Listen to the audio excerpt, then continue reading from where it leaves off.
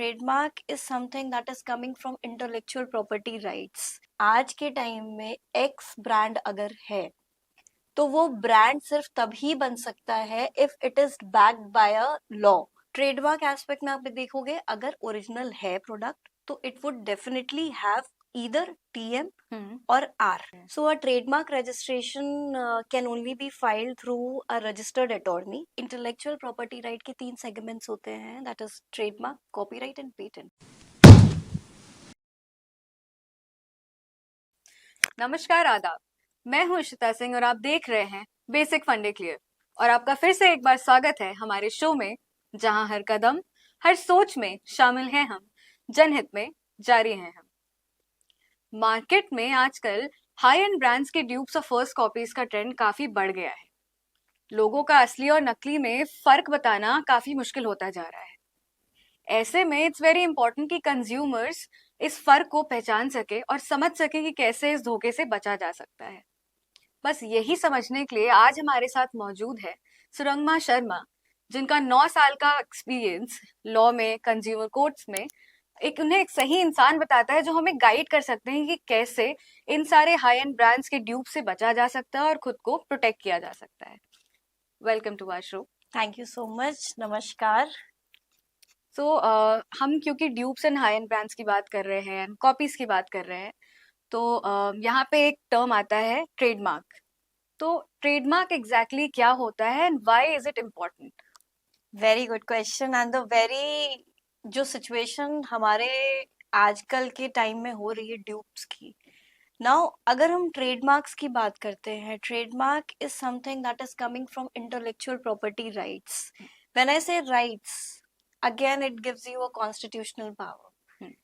Intellectuals होते हैं हमारे ब्रांड्स के नाम। आज के टाइम में एक्स ब्रांड अगर है तो वो ब्रांड सिर्फ तभी बन सकता है if it is backed by a law.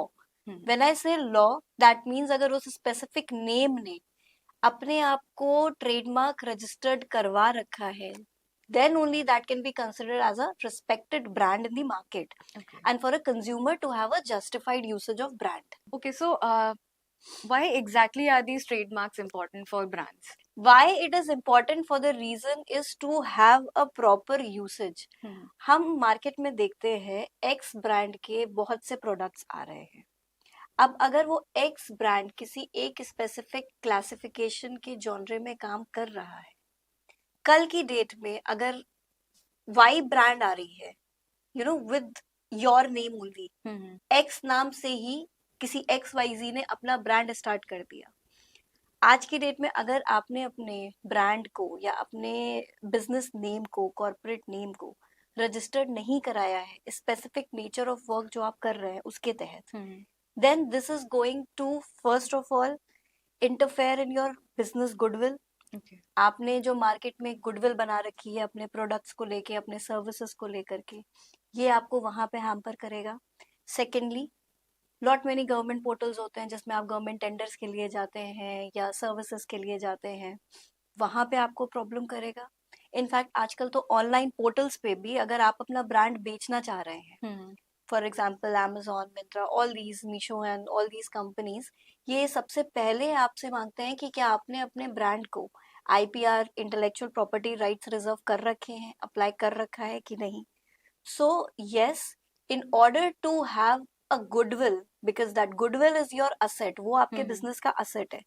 In order to protect it, it is very important for you to protect your brand name. Okay, so basically अगर हम बात करें दो प्रोडक्ट्स की, अगर हम बात करें कि एक फर्स्ट कॉपी है और एक ओरिजिनल है और हमारे सामने दोनों रखे हुए हैं, सो क्या कोई ऐसे साइंस हैं जो देख के हम पता कर सकते हैं कि ये ओरिजिनल है and this might be a first copy और a dupe?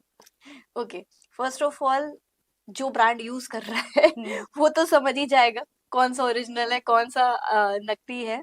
But yes, to have a layman understanding कि हम एक प्रोडक्ट को या हमारे सामने अगर कोई ब्रांड रखा है तो उसको हम देख के कैसे समझ सकते हैं। आपने नोटिस किया होगा, आप मार्केट में जब जाते हैं, कई बार ये जो बड़े ब्रांड्स होते हैं, कई बार इनके नाम के आगे या इनके लोगो के आगे दाएं बाएं ऊपर नीचे आपने देखा होगा छोटा सा टी लिखा रहता है, TM, या तो छोटा सा R लिखा रहता है। Right right. if your brand is having that specific what I would say mark or identification, that means first of all your brand is a first in market, Okay. or probably your brand has already applied for the procedure of IPRs. So that is where you can identify. Secondly, quality check. Obviously quality जो आपके first original की होती है, that is different from the copy. The quality that does not come under the purview of IPRs. वो आपके quality checks और जो आपने पैकेजिंग में आप डिटेल्स देखते हो, वो सारी चीजें it's again a different genre to be looked into. Trademark aspect में आप देखोगे, अगर ओरिजिनल है प्रोडक्ट तो it would definitely have either TM और आर. ओके. यस. सो क्या डिफरेंस होता है इन दोनों में, टीएम एंड आर में? When we apply X is a brand और X is a business name. अब इस एक्स बिजनेस नेम ने आज की डेट में अपने ट्रेडमार्क राइट्स के लिए एप्लीकेशन फाइल कर दी है. Now the moment you file application, once it is registered with the portal, you get to write TM. Okay. ये सिग्निफाई करता है TM कि आपका mark is under application process. TM ये कभी नहीं सिग्निफाई करता है कि आज की डेट में आपको सर्टिफिकेट मिल गया. Okay. So TM is a journey. Once we obtain that journey, you get to write R. Okay. The moment you obtain your registration certificate, आप तब R लिखते हो अपने ब्रांड के सामने. So this is the difference. इससे हम समझ सकते हैं कि हमारा मार्क रजिस्टर्ड है या अंडर प्रोसेस है. Okay.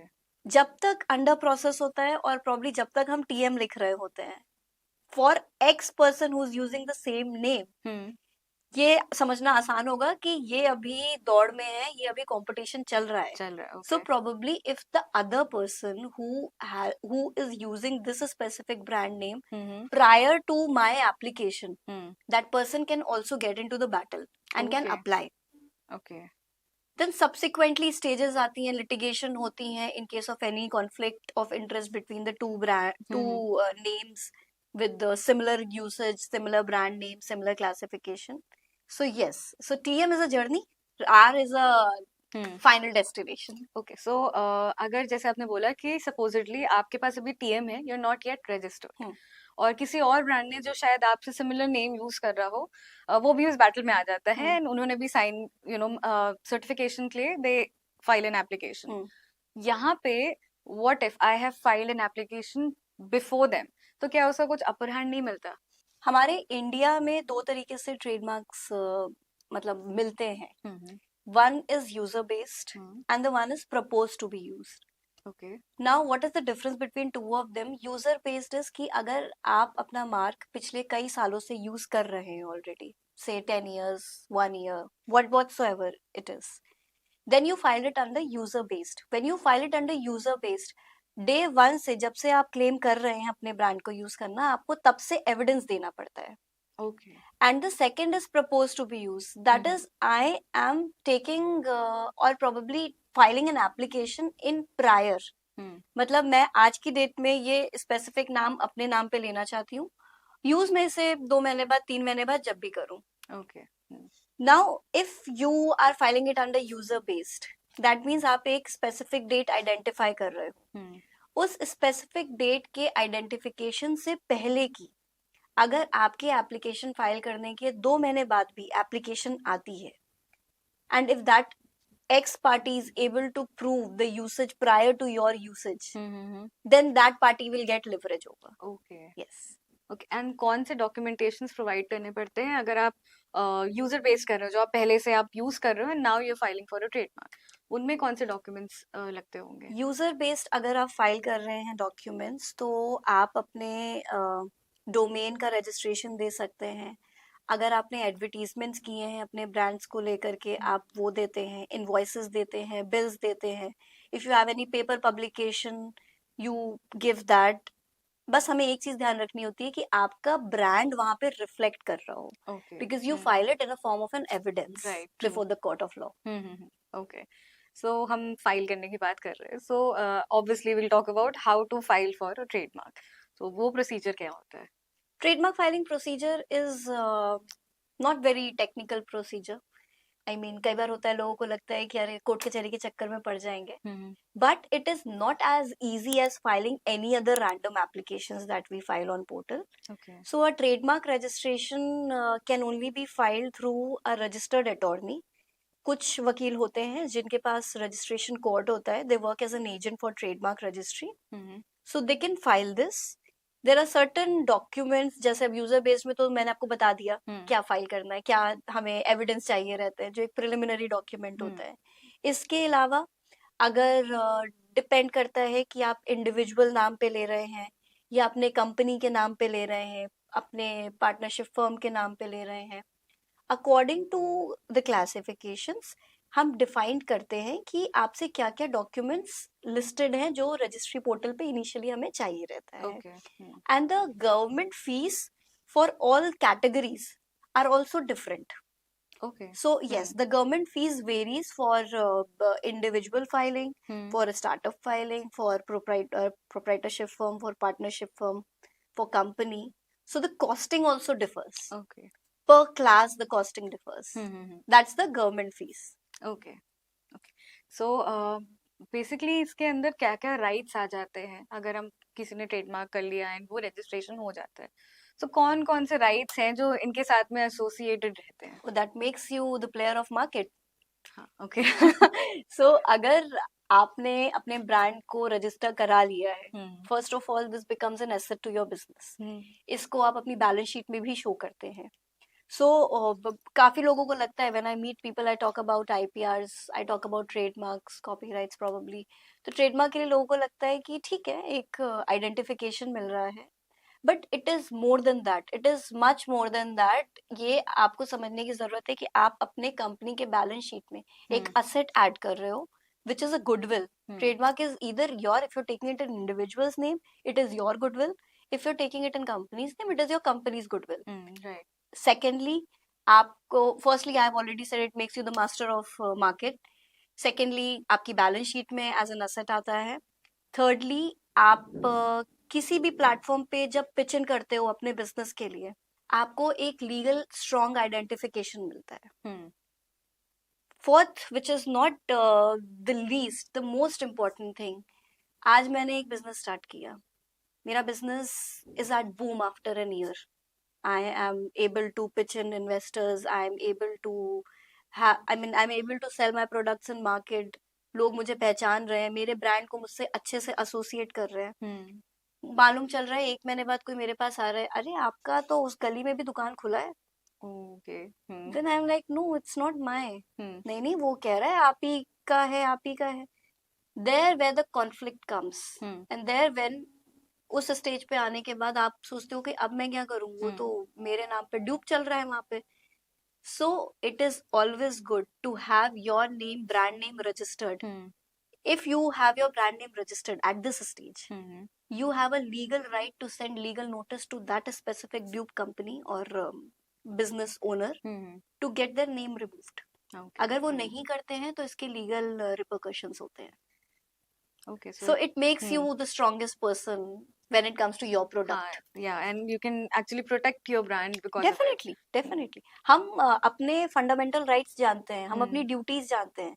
जब हमारी corporate situation आती है या जब हमारे brand का आता है या हमारे company का आता है, तो company itself is a separate legal entity. So we need to protect our company's rights as well. True, true, true. Very true. Okay, so आपने अभी copyright का नाम लिया.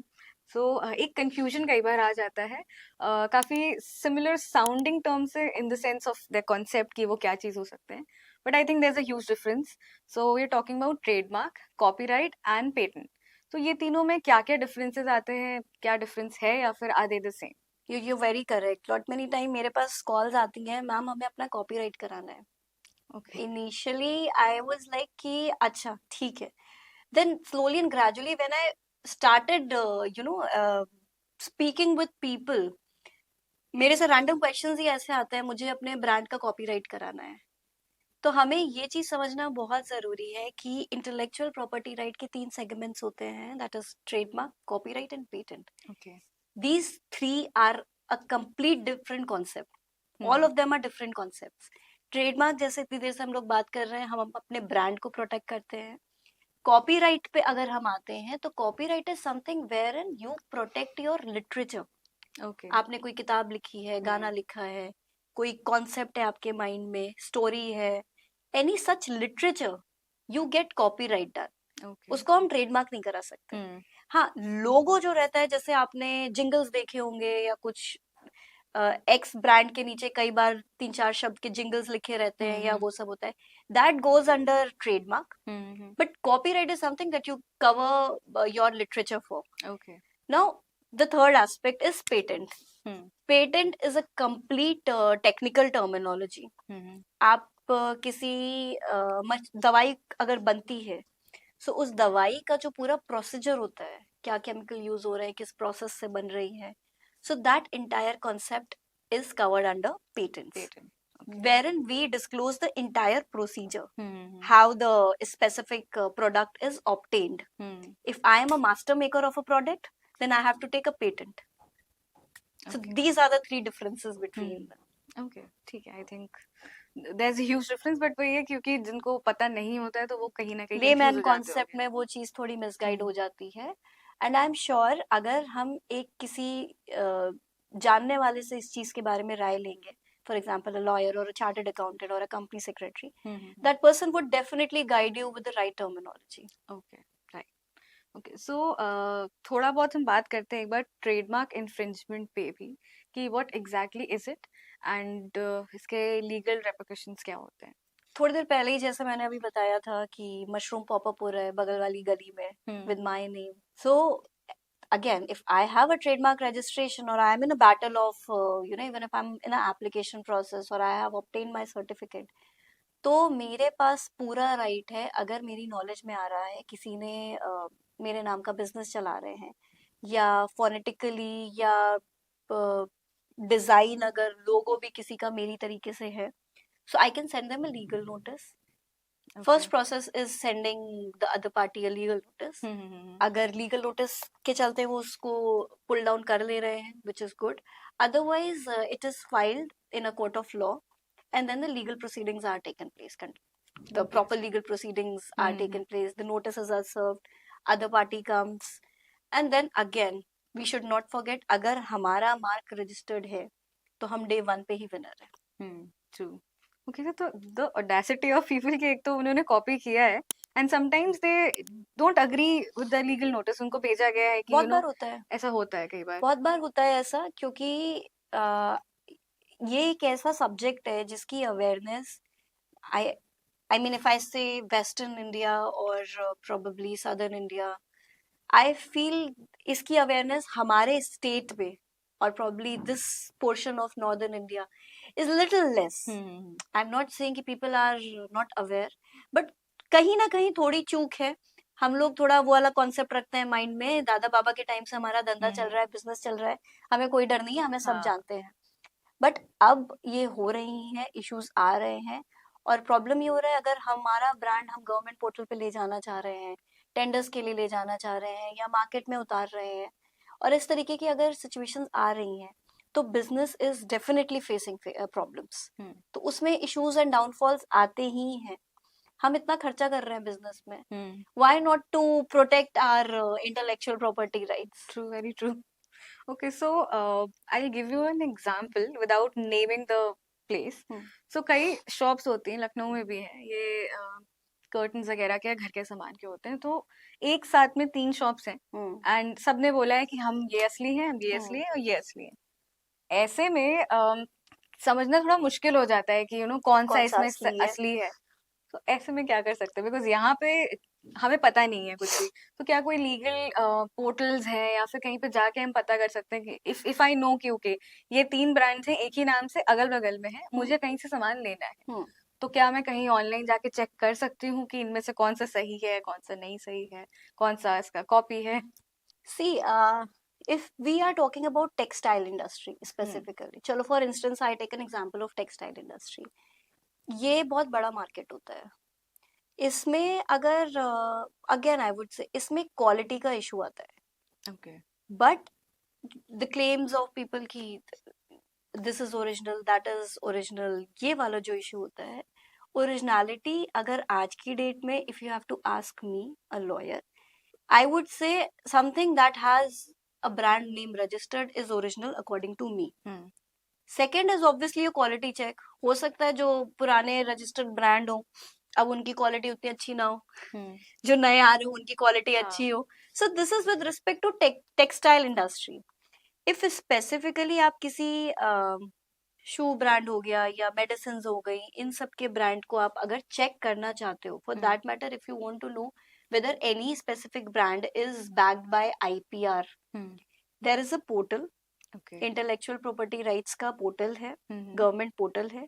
इस पे जाकर के आप स्पेसिफिक ब्रांड्स के बारे में सर्च कर सकते हो. You can get the details whether that brand is registered और नॉट अंडर स्पेसिफिक क्लासिफिकेशन. तो आपको उसका लीगल स्टेटस पता चल जाता है. Okay, so one last question, जो ये ट्रेडमार्क्स होते हैं इनका ड्यूरेशन कितने टाइम का होता है, कब तक ये वैलिड होते हैं, या फिर लाइफ टाइम होते हैं, या फिर इनको रिन्यू कराने की जरूरत पड़ती है? Second part of the question is कि अगर इन्हें रिन्यू कराने की जरूरत पड़ती है, so what's the procedure for it and how many times can you do that? Trademark registration is a process of 10 years. मतलब once you obtain your certificate, 10 साल के लिए आप मालिक हो. ओके, 10 साल बाद आपको रिन्यू कराना पड़ता है. रिन्यूअल जो प्रोसीजर होता है, again it has to be done through a lawyer और एन CACS, जो भी आपका, जिसने भी आपका एप्लीकेशन फाइल किया है. गवर्नमेंट फीस सेम होती है जितनी आप at the time of application file करते हो. Again, it is renewed for 10 years, additional 10 years. So this is a process you can keep doing. Okay, so after every 10 years you have to आप get उसको it renew renewed. करा सकते हो. Okay, हाँ ठीक है. So मतलब that means अगर आपने 10 साल के बाद नहीं कराया तो your certification will lapse. Will lapse. Okay. Will lapse. Okay. And उसके बाद में कोई भी claim कर सकता है? Definitely. उसके बाद अगर आप मार्केट से 1 साल गायब हुए और आपके बीच में अगर आकर के किसी ने अप्लाई कर दिया, then you are again in that battle. अच्छा, यहाँ पे एक चीज ये भी आ जाती है कि क्योंकि आपके पास पहले सर्टिफिकेशन था, तो is that not a proof कि आपका ही ये ब्रांड है, और 1 साल के लिए may be for whatever reason delay रहा हो या आपने ना किया हो, but isn't it a proof कि हाँ हमारा ही ये ब्रांड है और 10 साल से हमारे पास इसका ट्रेडमार्क था? It is definitely a proof. और इस चीज का आपको फायदा भी मिलेगा. इनफैक्ट आर रजिस्ट्री ऑल्सो तुरंत नहीं करती है. मतलब 10 साल बाद तुरंत ही नहीं आपका मार्क हटा दिया जाता है. It is given, you getting a decent time. आपको चांस मिलता है रिन्यू करने का. But certain times a party gets lost completely. होता क्या है, आपको कंटिन्यूएशन शो करना पड़ता है अपने ब्रांड के यूसेज का.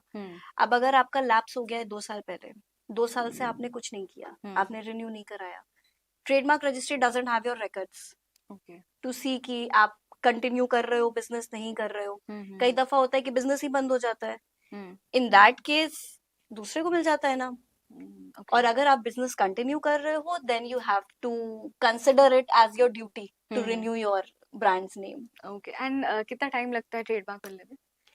This is a good question. This is the question that comes to me with every trademark application. See, trademark is at times an exhaustive process. मतलब ये और जो लाइसेंसेस होते हैं कि अप्लाई किया 4 दिन में आ गया, 5 दिन में आ गया, ये उस तरीके की प्रोसेस नहीं होती है.